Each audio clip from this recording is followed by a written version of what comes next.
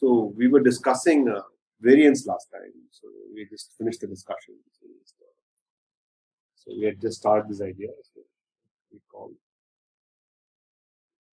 So until now, we have always been discussing x as a discrete random variable.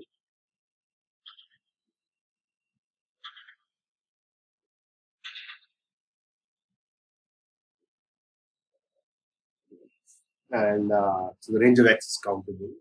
And then we know that the probability x equal to t, we call that as fx of t. We define in the reverse way, we define this as the probability mass function.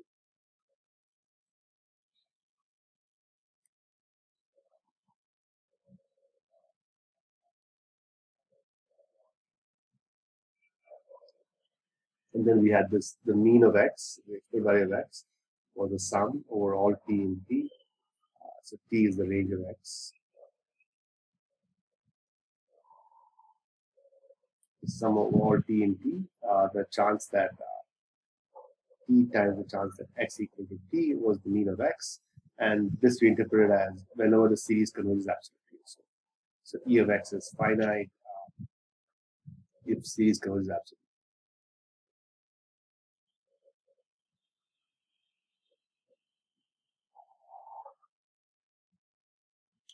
And we set infinity if the series diverges and so on.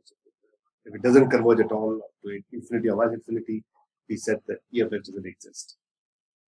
Then we also said the following, that we had this idea that if E of x was, just 1 second.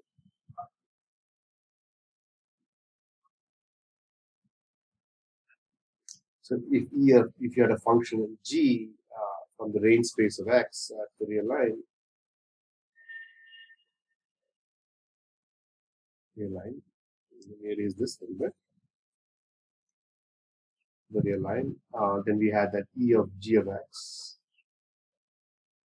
was good. You don't have to go and find the distribution of g of x. You could just use sort of a change of variable idea and get the g of t times the chance that x equals.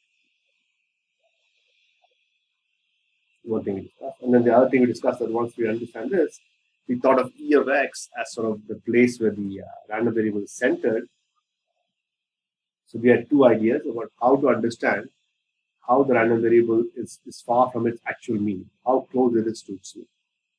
So towards this, I said that one way to do is standardize it to squares, so you know the exact distances of the random variable from its mean.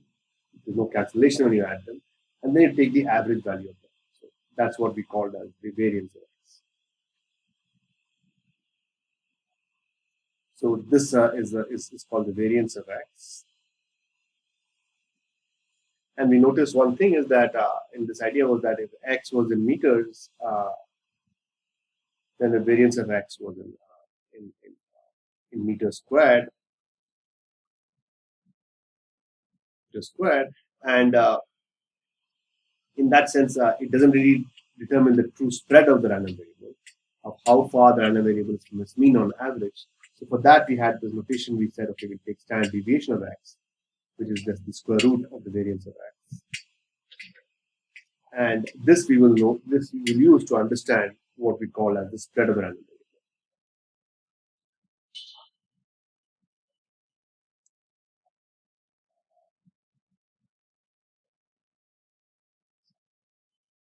And the idea being that if mu was SD of x as a notation, and let's say sigma was the standard deviation of x as a notation, as a symbol, then one could potentially interpret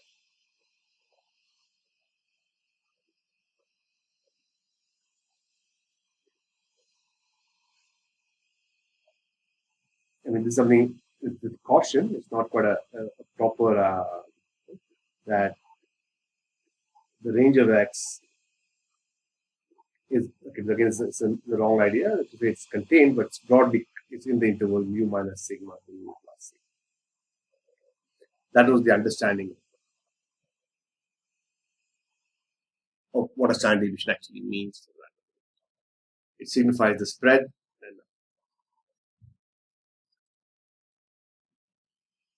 and you can use it to understand how far random variable is from its mean. Very good.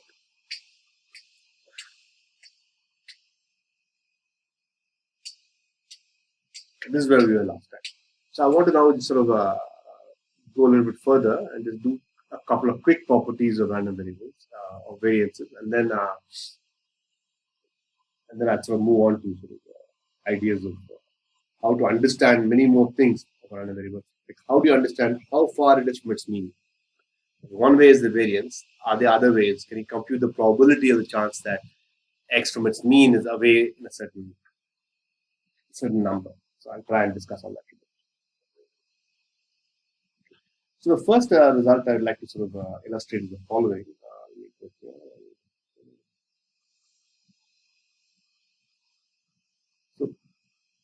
So like we discussed last time, to compute the any functional, you would just put g of t times probability x equal to t to compute e of g of x. And for the variance, you would put the function x minus the mean whole square. We did a computation last time. But today I want to sort of give you another interpretation for the variance, another simple calculation that is quite useful.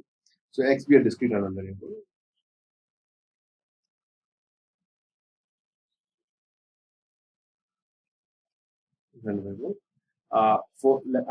Let's assume e of x is finite and e of x squared is finite. They both are finite. Then to compute the variance of x, you don't have to do e of x minus e of x whole squared. It's just the same as e of x squared minus e of x the whole square. Okay, so this is a simple fact one can easily show.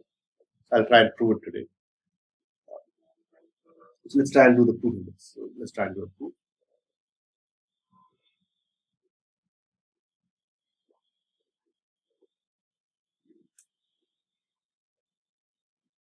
So here's the proof of this. So let's say here, so what's the variance? The variance of x is e of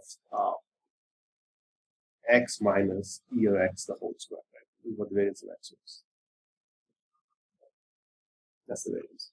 That's the same as e of, how do you expand, so you'd expand e of x minus e of x whole square, that is x squared plus minus 2 times x e of x plus e of x the whole square. Right? That's what the variance is. So if you expand this order, the expression right here, you would just get x squared minus 2x e x. But now you think a little bit. It's a simple computation. This here, you notice that e of x is a constant. E of x is a constant, right? It's a constant. It's not random. So and we had shown that e is linear. So we had shown earlier that the expression is a linear function. So now from this above, it's quite easy to see that this guy is going to be e of x squared, right? Then plus e of, first use the fact linear, e of x minus 2ex. Then plus e of x the whole square, right? That's what the linearity will give you first. Right? So that's what linearity gives you. So let's get this. The linearity will give you this factor.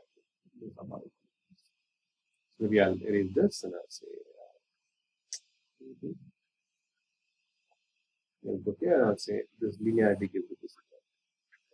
Then use the fact that e of x is a constant. So first is e of x squared, that remains the same, nothing happens. Here, if you notice, minus 2 is a constant, e of x is a constant. So you can remove e of x is a constant, and let's say minus 2 is a constant. So we know that e of a constant is the constant itself, right? This we know. This fact, you can just pull it out and say this is minus 2 e of x, and what's left is e of just x. So that is left. So then plus here e of x is a constant. This whole thing is a constant, so it just comes up. So it's just going to be e of x the whole square. So now all I'll get is I get Ex squared minus, here I get minus 2 times E of x the whole squared. And here I add E of x the whole squared. So that completes it. So that gives you E of x squared plus E of x squared minus E of x the whole square. That's simple computation. So one important aspect of this is the following, that since this is variance, this whole thing is variance. So one sort of simple remark is the following, that so variance of x is E of x minus E of x the whole square. So it's always non-negative because it's a square, it's a non-negative sum, so it's always non-negative. That means we have shown that E of x squared minus E of x the whole squared is always non-negative, right, from this above definition. So we have an interesting idea that something maybe I need to see. If you take square of the expectation of the square, that's always going to be larger than expected expectation and then square. This is sort of a interesting inequality. It holds in much more generality, but this is something that one can observe. Let me just quickly just one more thing before I recap the variance. So one last fact which I will not prove about variance is the following. Again, do another color. This is the standard results. I will not prove it in class, but one can sort of understand. So we all know that expectation is linear, but variance is not linear. Variance square. So let's say let A be an R. Let x be a random variable.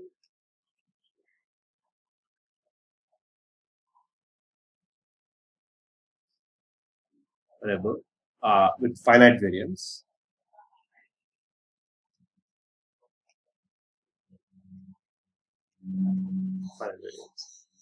And by the previous understanding, thus has, let me write this down in green. So it's something you have to think about, but it should be obvious. If it has finite variance, thus has finite expected value as well.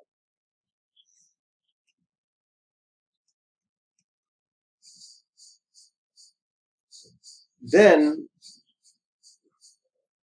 A, the variance of A times X, the variance of A times X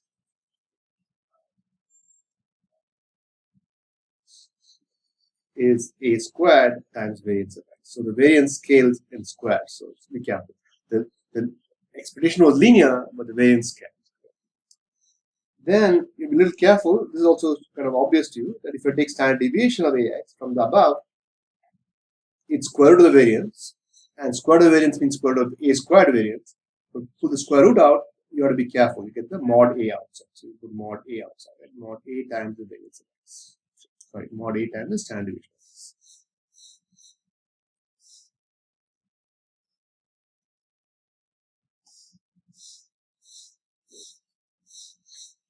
These are all things one can easily show. And then variance doesn't change. See, for example, if I take a random variable and I shift it by a constant, so then intuitively the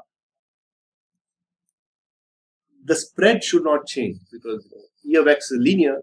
So E of A plus x is A times A plus E of x. So this is it will just be the same as the variance of x. It will not change. Similarly, again, the substantial thing for standard deviation, the spread should not change if I just move the random variable by a constant. So there's some simple ideas that I will not show, but I'll leave the proof of the exercise.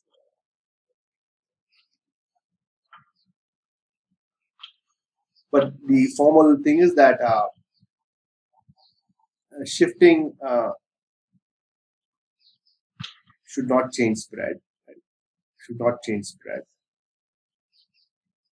Should not change spread. Let's say should not change spread.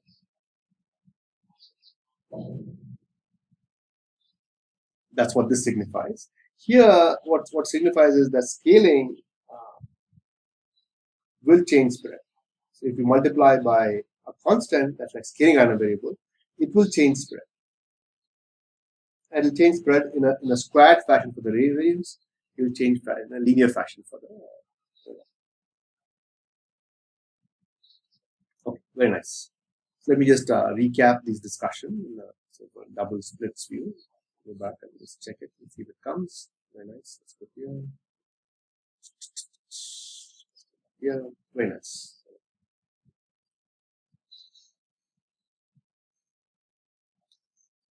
Here, we go back up here.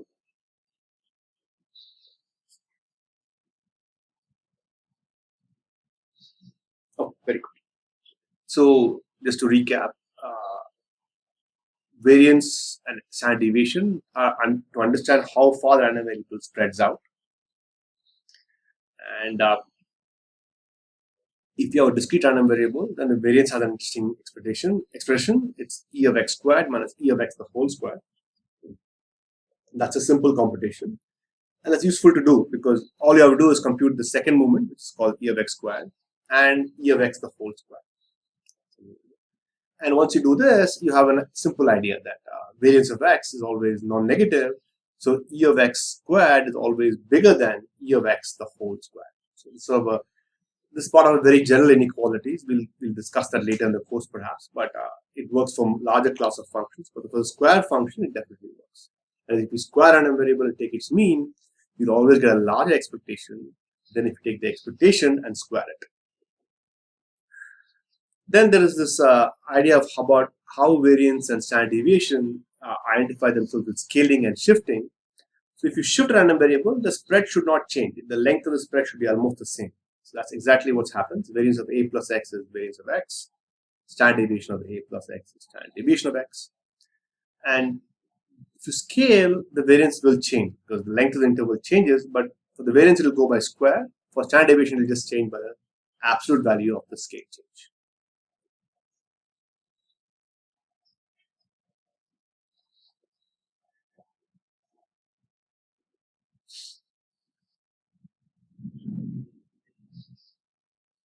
Okay, very nice. Let me just get back to the next part.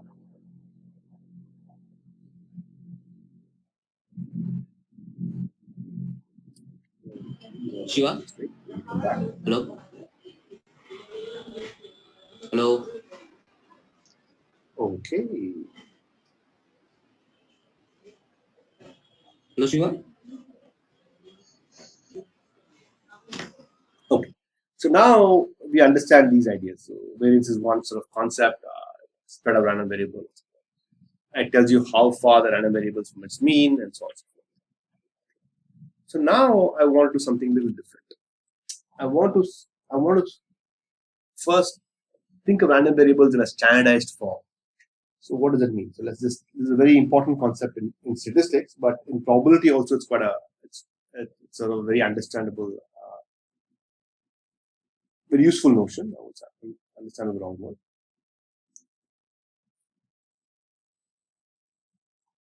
So this is called standardized random variables.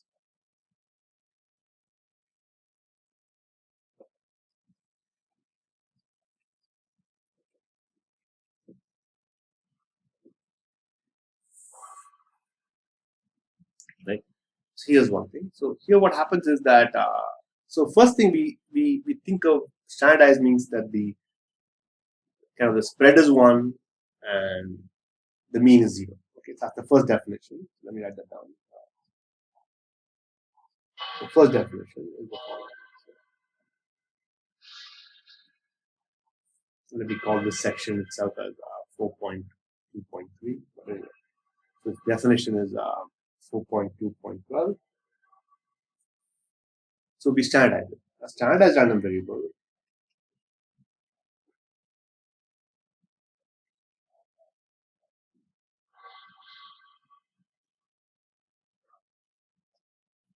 variable x is 1,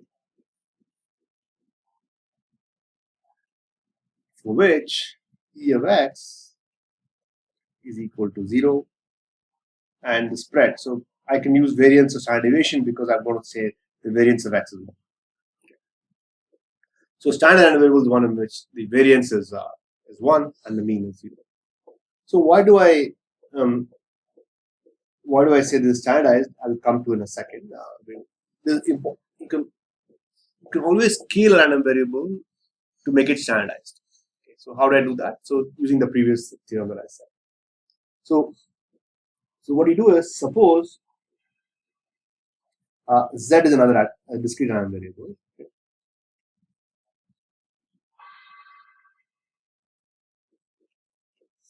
And let's say E of z and variance of z are both finite.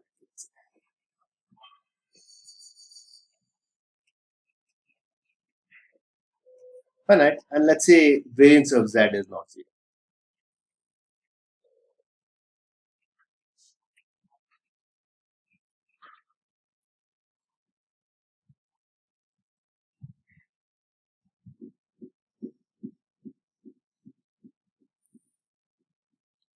So here what happens is that now maybe I'll use notation x. So let x be a random variable. Let's say E of x is some number and variance of x is some number. Let's standardize it with z. So let's say x random variable, E of x and variance of x are both finite. Then these are both numbers now. So what I do is I define z to be x minus E of x. So one thing you can just think a little bit. If I just subtract the mean from E of x, the mean of z should be 0 because expression is linear, and if you just pull the expression across, you'll get linear. So this will give you that the mean is linear. The mean is 0. So the mean of z is 0. Right. But now what I do is let me write this in green so it's also an observation. So mean of z is 0. That's because expression is linear. But now what I do is variance of z is still not 1, so but I can scale it. So what I do is I scale it by the standard deviation. Okay. Now scaling also will we know that E of ax is a times E of x, so it just pulls out. If E of z is 0, if I scale by something, but also 0. So this remains. This is easy to see. So this is linearity of expectation gives you this.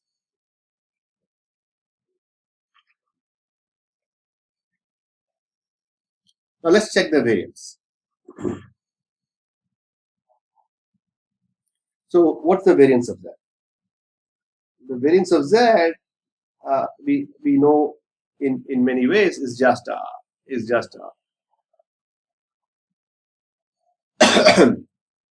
can do it in any way you want. Let's do it the same way as before. Is variance of z is just again, let's say expected value of z minus E of z the whole square, right? That's what the variance of x z is, right? So this is what z is. But we know E of z is 0, so this is just E of z squared. But what is z squared? That is just E of x minus E of x by SD of x the whole square, right? That's what it is.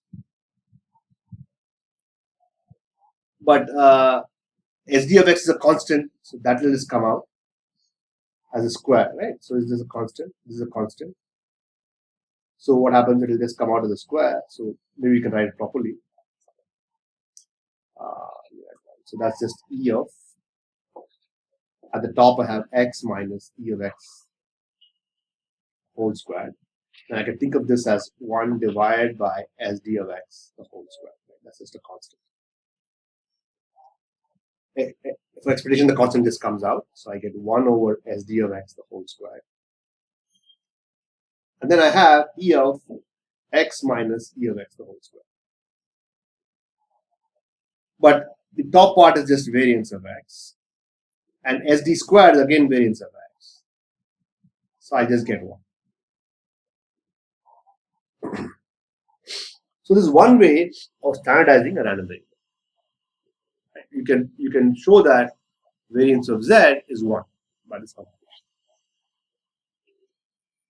So this is a kind of a very useful fact in probability, that if the variance of a mean of finite, then you can standardize to variance 1 by shifting it by the mean and dividing it by standard deviation.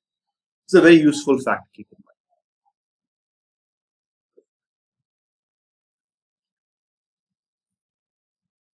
So once we are in standardized units, it helps, because then we can always think of it as sort of you can think of, if you say mean is mu, mean is 12, sigma is 5, then you know exactly how the spread is and so on and so forth. But if you standardize it, then you know exactly between 0 and 1, you know how to take it. So let me try and understand how to use the standardized unit.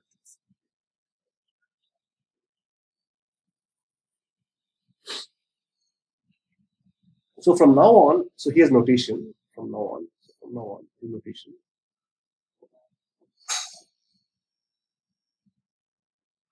Here's notation.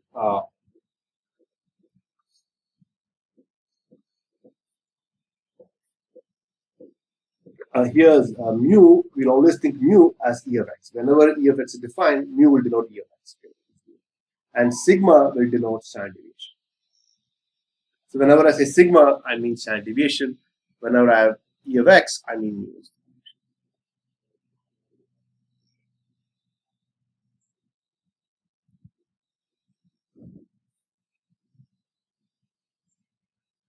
So now, if I have mu and x, sigma x. So in statistics, the one is these two numbers in a very clear and specific way. Like I said, if mu is some number, sigma is some number, then mu minus sigma and mu plus sigma is kind of the golden idea of how the random variable behaves. So in statistics, one is always interested in understanding how far is x from the mean. Okay, so you look at x minus mu, right? That's the distance from the mean. You look at its absolute value. That's the distance from the mean. How many multiples of it is it from standard deviation? So one is interested in understanding how far it is from sigma sometimes. That is it larger than sigma? Is it smaller than sigma? That is, how many points in random variables are outside this interval mu minus sigma to mu plus sigma? Or in sometimes they understand it in terms of multiple of sigma. So let's say k for some k bigger than equal to 1. So k equal to 1, 2, and 3, and so on. So that is, the idea is that you have the number mu, number line here, is the number mu, and then you have these points here. This is mu minus sigma, mu plus sigma. This number is, again, you go a little bit further down, it's mu minus 2 sigma and mu plus 2 sigma. So you're interested in understanding how far the random variable is from its mean. So are there points outside mu minus sigma and mu plus sigma? So in statistics, often what will happen is that one will be trying to understand, this is the mean, we understand that. Are there points here? Are the random variables taking positive values, very high probability outside this range? Somehow, could the spread be so large that sigma and mu don't really capture the support of the random variable? This is one interesting idea. So one always interested is in the fact is, what's the chance that x is outside this? What is this chance? This is a very important question in statistics. And in any application, even in probability, if you want to understand if a random variable is close to its mean or not, one tries to understand, so how far a random variable is from its mean. And one way of understanding it is with regard to variance, because you know that x minus mu by sigma is kind of standardized. So you want to understand if the random variable is far from its mean in terms of multiple standard deviation. So this is something that one can sort of try and see. So let's try and see how to do it. Let's try and give an example to understand this question.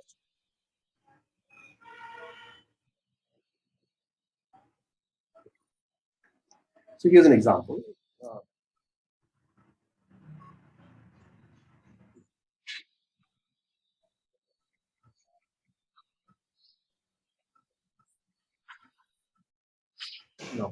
Suppose x is uniform. Let's say 1 up to 100. this is example.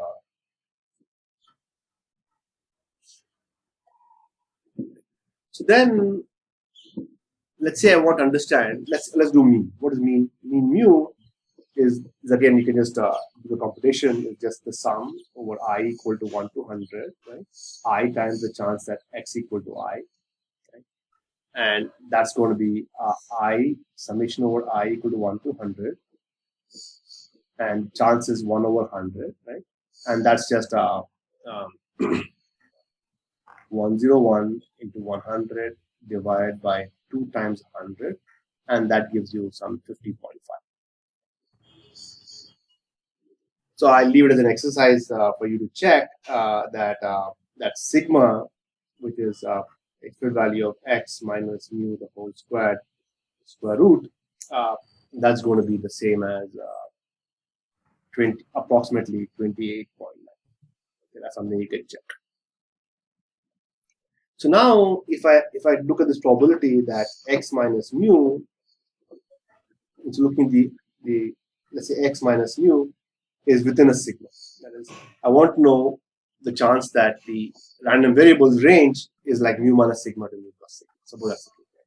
So that's the same as saying the chance of x minus mu is less than, sorry, x minus what's mu is 50.5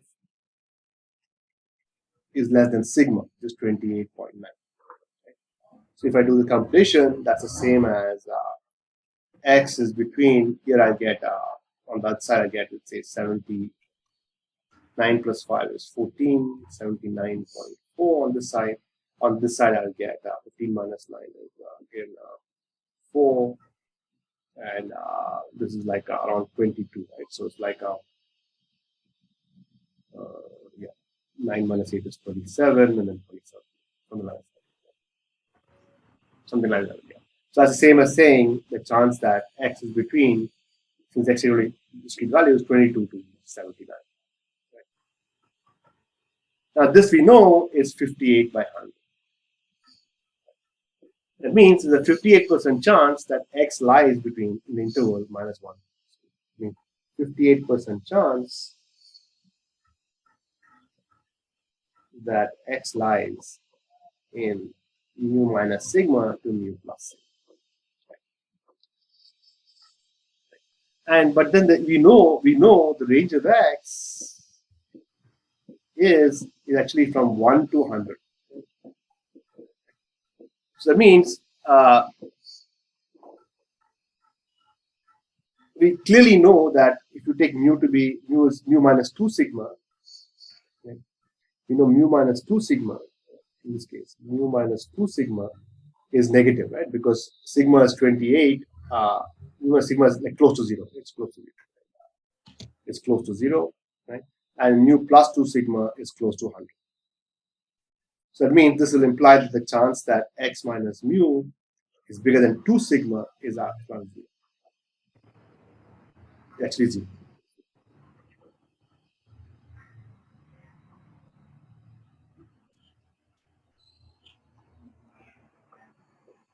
So these are two observations one can easily make. That is, if you do this computation for uniform, it's within sigma is like 58%.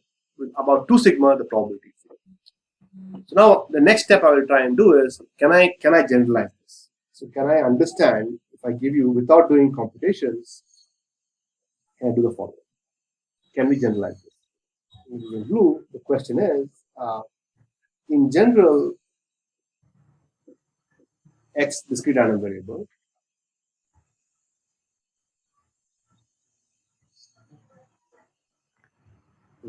mu is expectation, and sigma is standard deviation of x. I give you this. Can we say something